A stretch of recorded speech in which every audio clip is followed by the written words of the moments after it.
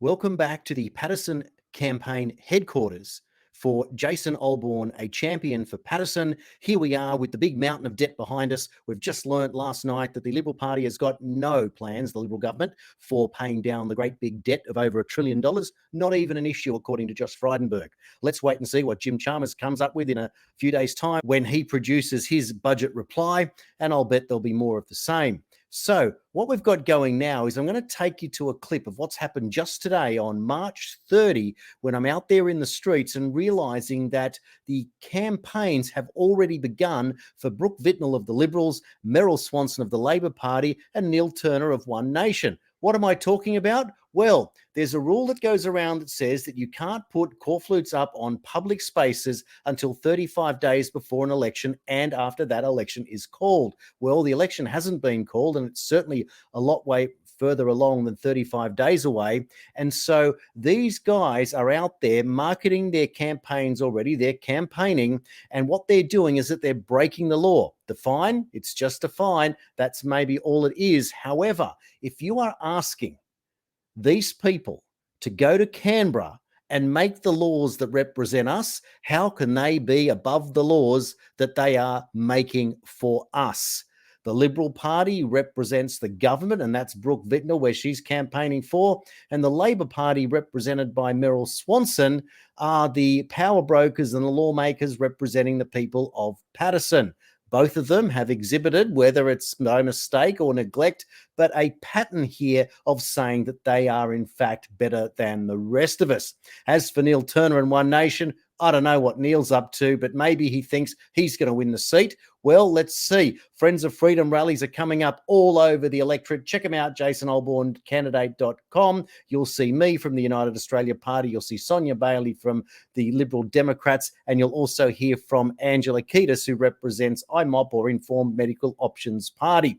Now, none of us are anti-vaxxers, so the media can rest assured that you can still speak to us, and speak to us you must when you are also now neglecting a disservice to the general public, as we're seeing here on the streets. You'll see the footage right now, and also to hear what the general public are saying to us about what concerns them. So this is a call out to the Maitland Mercury, a call out to the Port Stephens Examiner, and a call out to the Newcastle Herald. Give me a call, Jason Olborn, and I will answer all your questions, and answer them in ways that you probably never expect, because there is a way out of this mess, and the Labor and the Liberal Party, the coalition that they've formed and absolutely turned the Westminster system of government upside down, do no longer have the answers. Someone else may, and you get to choose as a voter in the Paterson electorate. Here comes the footage of what happened today. It's March 30. And the government has delivered their budget. It has been a little bit anemic in terms of what it's offering the people. It's just more of the same.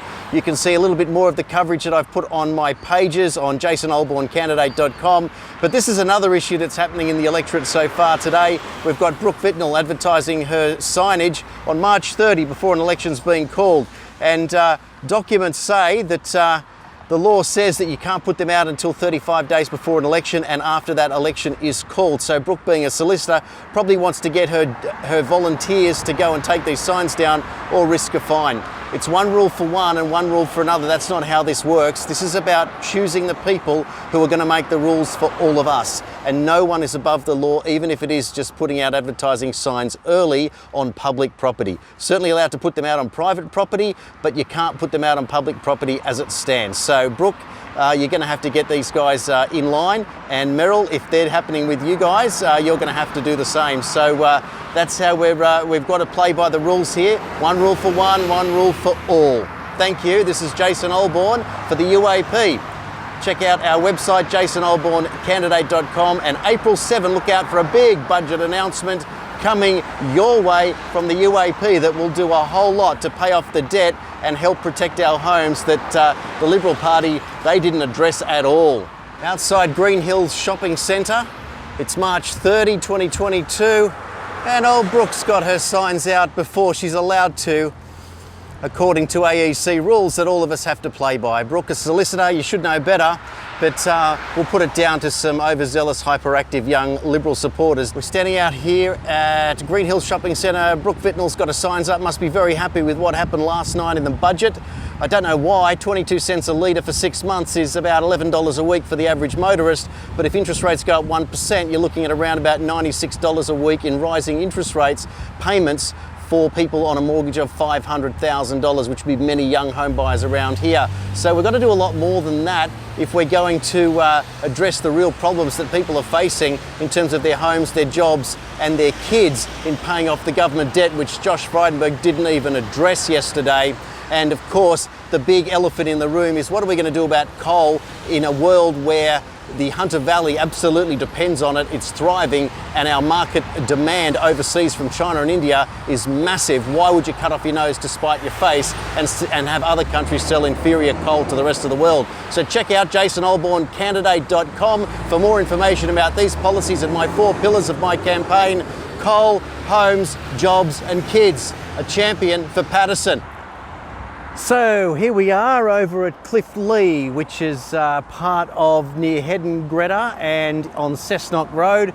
And we have yet another illegal sign being put out here, inadvertently probably, but the overzealous young Labor and young Liberal characters are out there breaking AEC rules. So guys, if we're going to play by the rules, we need to play by the rules. But the rules say you can't have signs out on public land until 35 days before an election and after it is called. So we don't know that. And Meryl, you got to come and pick the signs up, because if you're expecting people to comply to the rules and mandates, well, you've got to start actually behaving like there are rules and mandates for yourselves, because we've got to do it at the UAP. We get picked on by everyone. We can't even get to the media to say what our great policies are and what we're hearing from the real people in the street about what's actually bothering them, and not just how you're going to try and give them a little bit of appeasement, a couple of dollars to get them to vote for you at the election, and then ignore them straight after. So if you want to get more information and you want to get some justice, look at jasonolborncandidate.com and you might be able to get some real ideas that are going to help the people of Paterson, and some of those might well be what my platform, my 4 pillars platform, is all about, and that is coal, homes, jobs and kids. Jason Olborn, a campaign that's going to win for the people of Paterson. Authorised by J. Olborn for the United Australia Party, Merrimack.